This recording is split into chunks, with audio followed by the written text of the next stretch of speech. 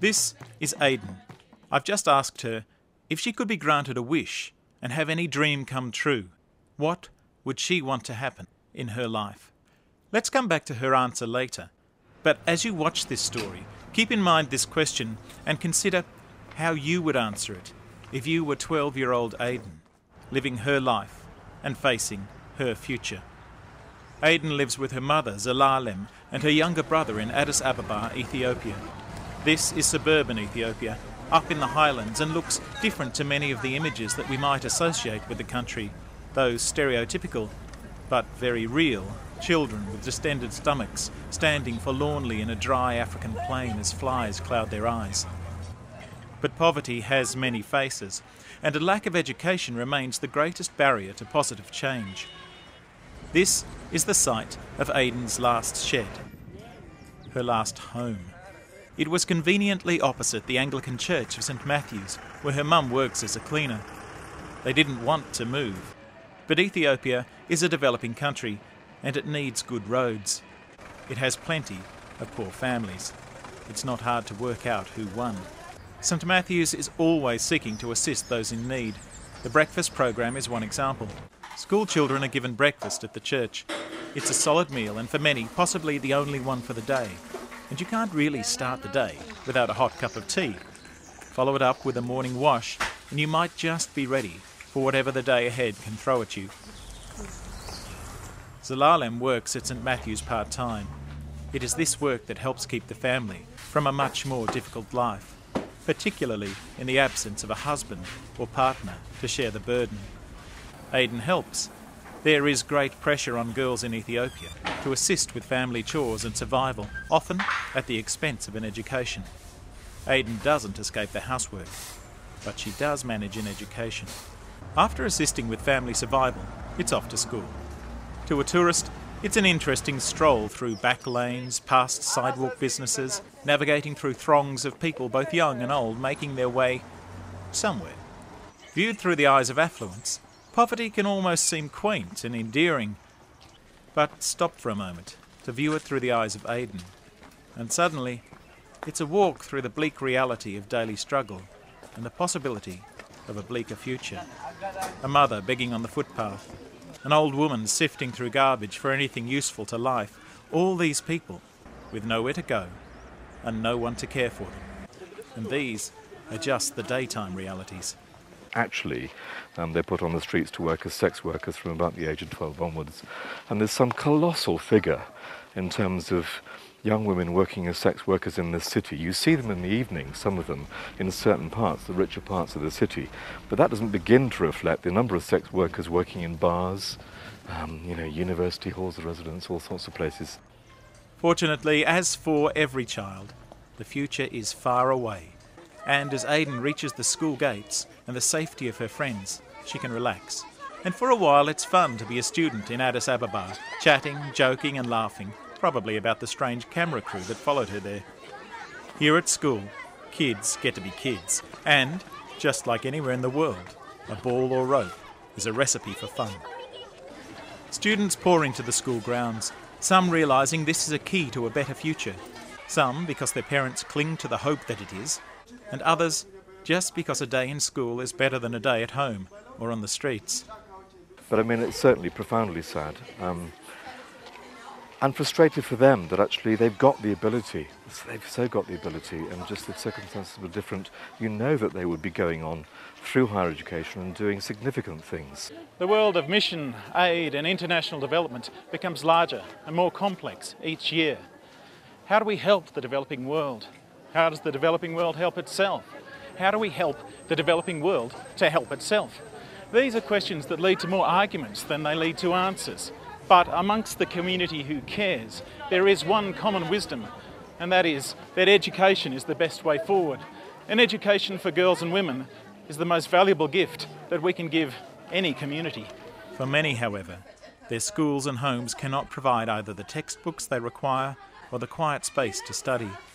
And without those things, how can a student progress in a system that demands exam success before you can move up to the next grade? It sounds obvious that a library and study centre supporting those wanting to learn would be a logical thing to provide, which is just what St Matthew's does. Of course, something like that would have been well thought out and planned, wouldn't it? You started the library because you made a big mistake. We started the library exactly, a very big mistake. And we learned the lesson, and we actually did something about trying to rectify it. Which is really what the whole process of community development is about. It's about learning from mistakes and I guess responding. you're absolutely right. Absolutely right, Steve. And you feel so silly, something so obvious that you should have seen.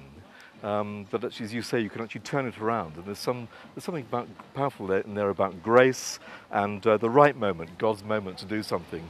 And the mistake? Well, that was a well-intentioned program to hand out blankets to freezing Sudanese refugees that resulted in them being stoned by resentful, impoverished locals. We'd opened the gates of the church for the first time in 50 years of its history, and had become part of the local community, but in fact we were alienating people. So we thought we had to do something. We just built the tin building you saw, which is the nucleus of the library. And we thought, well, we know that the kids here are taught in English and examined in English from grade 7 onwards. Let's just try getting some English textbooks, stick them in and see what happens. The result? Students queuing up to get into a library. Tables overflowing, opportunities being grasped.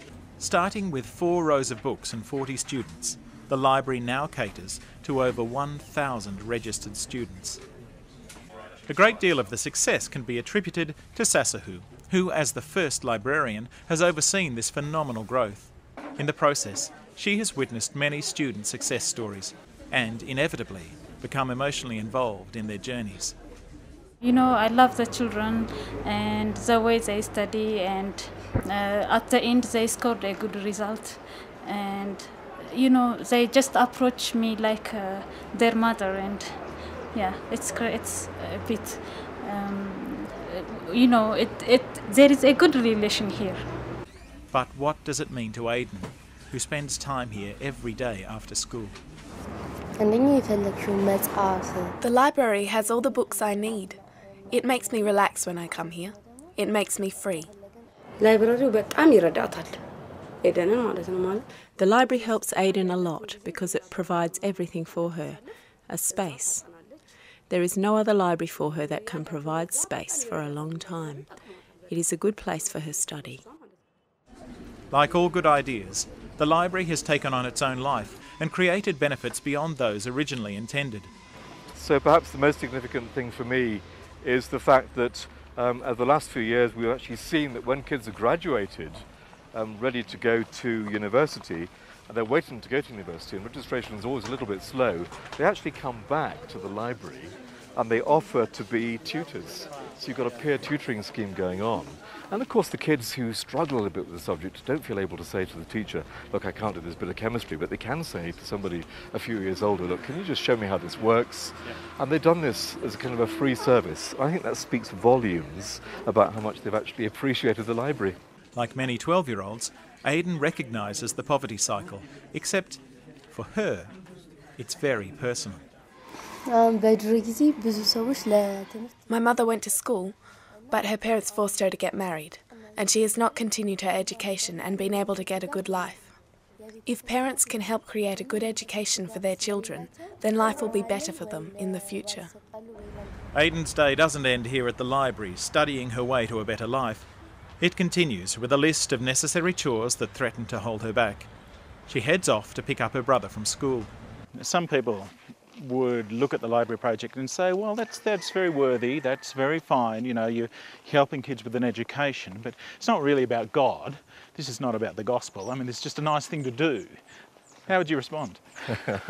I would say that God in Christ cares about the whole of a human being, not just the salvation of a soul.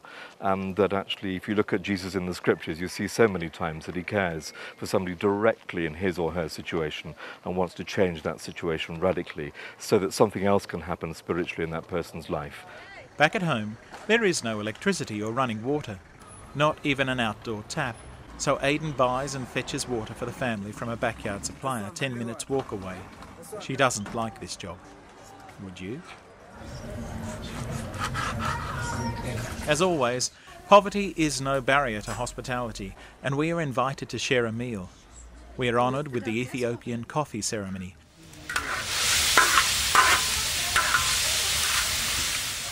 Coffee that is roasted, ground and brewed as you share stories.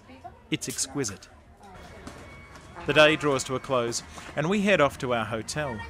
Aiden and her family hope that tomorrow won't be the day they are forced to leave the tin shed they call home. It's not theirs. It was left over after Chinese road workers finished with it and allowed them to take it over. It's boiling in summer and freezing in winter. But it's their shed, and it is immaculately kept. So, back to our opening question. I think you've had enough time now. If you were Aiden, what would you want to happen in your life? What does she want? I want to be a doctor, and I want to help my mother. It doesn't matter if this was your answer, but I'm confident that your thoughts reflect the hope that things will improve in the lives of those who, like Aiden, struggle to escape poverty, and for those fortunate enough to find it, another shed in a churchyard. This one full of books, tables, computers, and most importantly, people who care and will help them realise their dream. I want to go and get the best education and then come back and help my people, the Ethiopian people. How do I maintain hope? I suppose it's the same for me, that it's about actually believing that God's put you here for a purpose. But the interesting thing about that is that whilst you come here with a sense of purpose and things that you can see that you can do, the amazing thing, looking back over 7 years in Ethiopia here now, is that actually God also puts you here because actually there are things he needs to work on with you.